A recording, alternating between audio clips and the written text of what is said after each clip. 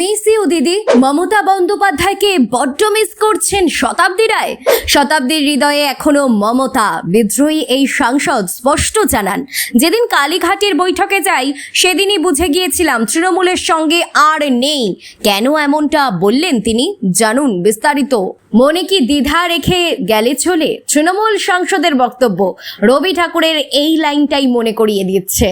দিদিকে ছেড়ে গিয়েও মনটা পড়ে রইল সেই কালীঘাটেই। যে দিদি তাকে 4 বার সাংসদ করলেন, সেই দিদিকে ছেড়ে যেতে কি মনে একটিও দ্বিধা রয়ে যাচ্ছে? অভিনেত্রী তথা বীরভূমের একাধিকবারের সাংসদ শতাব্দী রায়ের সম্প্রতি সর্বভারতীয় এক সংবাদ মাধ্যমে দেওয়া সাক্ষাৎকারে শতাব্দীর কথায় মিলল তেমনই ইঙ্গিত। কাকলি ঘোষ দস্তিদারের নেতৃত্বে যে সমস্ত সাংসদরা বিক্ষুব্ধ শিবিরে নাম লিখিয়েছেন, তাদের মধ্যে অন্যতম হল শতাব্দী রায়। গত সোমবার রাতে দিল্লিতে তার বাড়িতেই বৈঠক বসেছিল, যেখানে উপস্থিত ছিলেন খোদ রাজ্যের মুখ্যমন্ত্রী শুভেন্দু অধিকারী। তারপরেই বিভিন্ন সংবাদ মাধ্যমে মুখ খুলেছেন শতাব্দী রায়, নির্দ্বিধায় বলেছেন তার অনুভূতির কথা। রাজনৈতিক মহলে অনেকেই আলোচনা করেন, মমতা বন্দ্যোপাধ্যায় না থাকলে শতাব্দী রায়ের রাজনীতিবিদ হয়ে ওঠা হতো না, সাংসদ হওয়া তো দূরের কথা।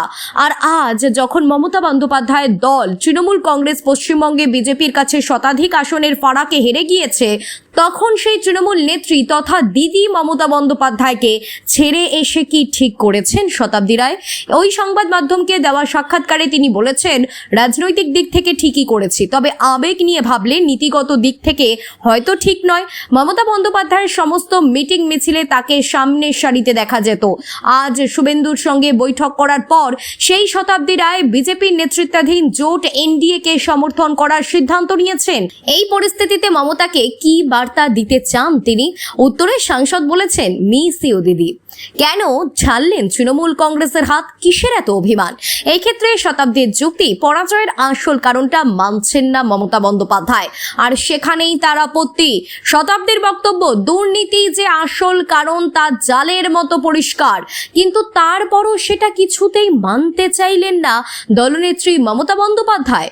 2026-এর বিধানসভা ভোটের ফল প্রকাশের পর কালীঘাটে বৈঠক ডেকেছিলেন মমতা বন্দ্যোপাধ্যায়। সেই বৈঠকে এহেন পরাজয় কেন, তা নিয়ে আলোচনা হবে বলে আশা করেছিলেন শতাব্দী রায়, কিন্তু শেষ পর্যন্ত দেখা যায় হার মানতে রাজি নন তৃণমূল সুপ্রিমো।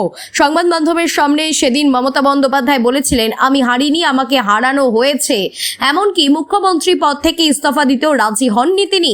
সংবাদ মাধ্যমের সাক্ষাৎকারে শতাব্দী রায় বলেন, আমাদের কাউকে আমাদের মতো প্রকাশ করতে দেওয়া হয়নি, পরিষ্কার বলে দেওয়া হয়, তোমার যদি কিছু বলার থাকে তাহলে লিখে জানাও।